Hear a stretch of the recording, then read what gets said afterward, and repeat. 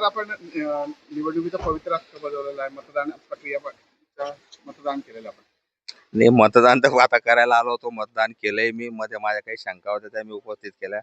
काय त्यांनी शंका होत्या? मला त्यांनी उमेदवार म्हणजे तू कार्ड दाखव तुझं. म्हटलं मग उमेदवार आहे बाबा मी, उमेदवार आहे. त्यांचं मला नाव सापडत नव्हतं.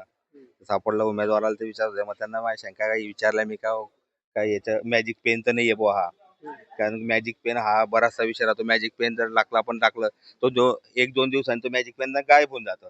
नंतर काही खेडे व्हायला नको. त्यांना मी माझ्या शंका काही उपस्थित केल्या मी तिथं. अशा शंका का उपस्थित झाल्या बा तुमच्या? होऊ शकतं दादा, काही येऊ शकतं. काही अनुभव तुम्ही- बघायच्या पूर्वीचा काही कोणत्या निवडणुकीत? आहे महापालिकेत पहा तुम्ही आता एक अपक्ष उमेदवार होते मोगली बाबा.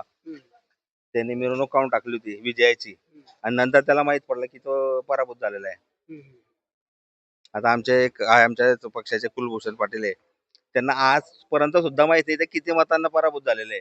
तो विचारून हे झाला त्यांना की बाबा मी किती मतांना पराभूत झाला ते तरी सांगा. म्हणून माझी शंका जी होती ते मी त्यांना उपस्थित केले. समाधान झालं का पण भाऊ तुमचं? आता समाधान काय त्यांनी दिले, आता उडवडीचे उत्तर दिले.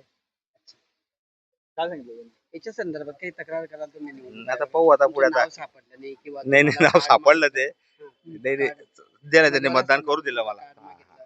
नाही आता केलं त्यांनी मतदान करू दिलं. तर बोललो मी त्या साहेबांना. पेन मध्ये काय शंका वाटतं तुम्हाला? पेन मध्ये एक मॅजिक पेन म्हणून येतो. तो मॅजिक पेन आहे ना की 2 दिवसांनी गायब होऊन जातात.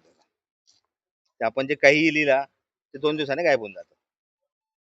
तसा होता का पेन माझा? मग नाही आता तसा पेन तर काही असा आढळला नाही तो, पण त्यांनी सांगितलं की तसं नाहीये बॉय. तुम्ही सुद्धा त्या पेनाने सुद्धा तुमच्या मतदानाचा हक्क. हो कळला मी मतदानाचा हक्क केला. बघितलं तुम्ही पेन, काय वाटलं तुम्हाला? नाही तसं काही वाटलं नाही.